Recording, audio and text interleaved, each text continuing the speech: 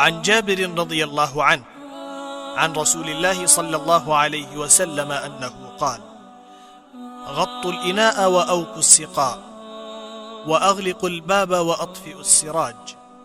فإن الشيطان لا يحل سقاء ولا يفتح بابا ولا يكشف إناء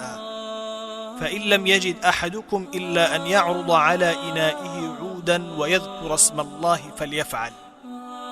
فإن الفويسقة تضرم على أهل البيت بيتهم.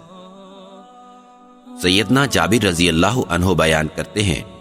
کہ رسول اللہ صلی اللہ علیہ وسلم نے فرمایا: برتنوں کو ڈھانک دو، مشکیزوں کا منہ بند کر دو، دروازہ بند کر دو اور چراغ بجھا دو، کیونکہ شیطان مشکیزے کا منہ نہیں کھولتا، وہ دروازہ بھی نہیں کھولتا اور کسی برتن کو بھی نہیں کھولتا. اگر تم میں سے کسی کو اس کے سوا اور چیز نہ ملے کہ وہ اپنے برتن پر لکڑی ہی رکھ دے یا اس پر اللہ کا نام بسم اللہ پڑھ دے تو یہی کر لے، کیونکہ چوہیا گھر والوں کا گھر جلا دیتی ہے.